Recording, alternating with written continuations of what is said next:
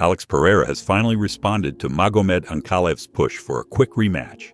And let's just say, the Brazilian doesn't seem in any kind of hurry.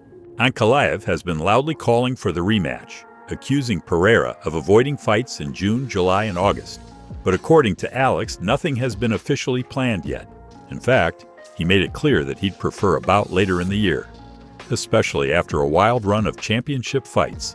Speaking during UFC 316 in Newark, Pereira didn't just downplay the urgency. He also fired a subtle shot at Ankalaev, saying, "No one knows he's the champion." Pereira believes Ankalaev is just name-dropping to get attention. He's not falling for it, saying the rematch will likely go down in October, or even as late as November. But again, nothing is confirmed yet. Ankalaev tried to apply pressure by setting a public deadline, but Pereira isn't rattled. He's choosing silence for now, and says he'll speak when the moment's right. Some fans think he's stalling, but Pereira sees it differently. It's all about timing on his own terms. Even after dropping a decision at UFC 313, where 2 judges actually scored 2 rounds in his favor, Pereira isn't doubting his strategy. He gave Ankalaev credit for a strong performance, but doesn't believe the fight exposed any serious weaknesses. Instead, he told UFC Brazil it's all about refining the small things. No major overhauls, just minor technical fixes. Pereira believes those small tweaks will make all the difference in the rematch. With the precision and experience he brings, those details could be the key. Before we move further, make sure to hit that subscribe button so you don't miss any updates from the fight world. Let's jump in. Moving up next, we have Merab Dvalishvili put on a clinic against Sean O'Malley in their rematch. Sure, Suga looked a little better in his takedown defense early on, but it didn't take long before Merab completely took over. His non-stop pressure, cardio, and ground control turned it into a beatdown that left zero doubts. Now, with back-to-back losses to Merab and no clear path at bantamweight, O'Malley is probably heading up to featherweight, a move he's hinted at before. And there's plenty of action waiting for him there, like a potential rematch with Aljamain Sterling, who's also moved up.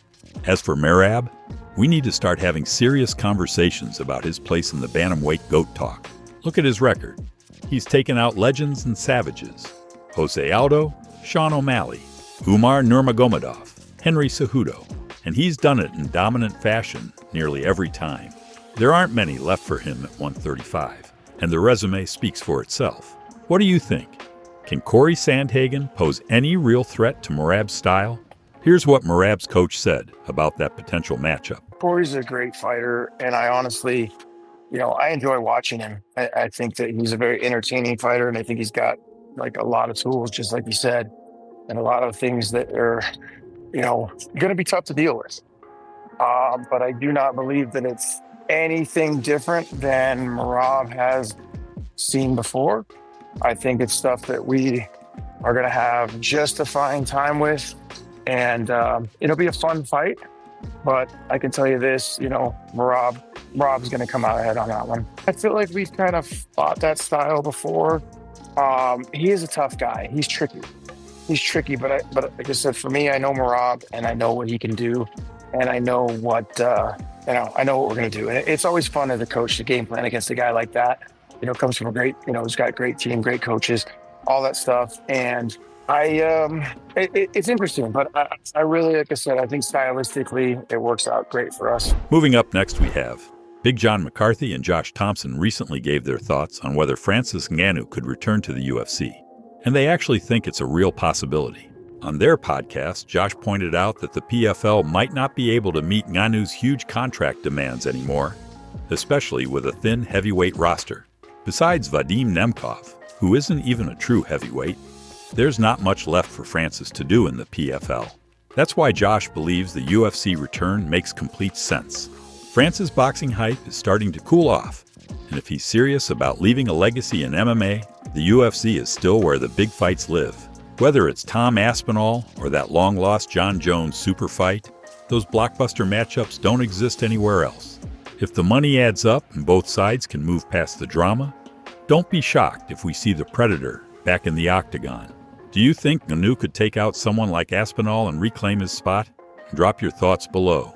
The PFL can't afford Francis anymore. I'm not going to pay you. It's not working out. Like, who are we going to have you fight? That's the real question. Nemkov. That's the only guy. There's nobody else for you to fight. So move on. Go fight John. Go back and fight John. Make your 8 million or whatever it is, maybe even more than that now, 10, to fight John Jones. I don't know, whatever it is. But they need something. The UFC needs it. PFL could use a couple other fighters, to add to their tournaments, that fighters that would not potentially ever make $500,000. So bring them over. Make the trade, whatever it is. There's already talk of Dakota Cheva being traded over to the UFC for somebody. But I mean, with Francis, you could definitely send him off. Why am I going to pay him $4 million or whatever it is, plus pay his opponent $2 million? $2 million. So that's $6 million fight. And you guys are not getting the views right now. There's no love right now. It's like, what's the point? You're really just hemorrhaging money. Moving up next, we have Merab Dvalishvili just revealed some wild details about what went down during his walkout at UFC 316. As he made his way to the cage for the rematch with O'Malley, the crowd was going absolutely nuts. Fans yelling, trying to touch him, hyping him up. But then things got hectic. The crowd pushed forward too hard, and the barricade collapsed. Fans went crashing down, and a cameraman's gear hit the ground hard. He got injured in the chaos. And right in the middle of it, something even crazier happened. A UFC security guard caught up in the moment actually mistook Merab, the champ, for a wild fan and slammed him against a wall. Most fighters would have snapped, but not Merab. He stayed cool under pressure, showing the kind of poise that defines him. Afterward, he said he was focused on staying calm and preserving energy before such a massive fight, especially against someone like O'Malley. No way he was letting a security blunder mess up his mindset. Yeah, so what happened was I'm walking and people tried to touch me and then, I tried to jump, touch them, and I guess they pushed the barrier and they went jump and they almost kicked me in the head and they almost knocked me out before I walk in. The barrier got broke or something because people push. And, and then security put me against the wall and I'm like, bro, I'm a fighter, let me go. I'm just professional and I don't, nothing I can do that time, Anyway, that was, thank God, and they told me after nobody got hurt and everything was good. And do you understand what happened? So they pushed because I tried to touch them and then they pushed barrier and they broke it.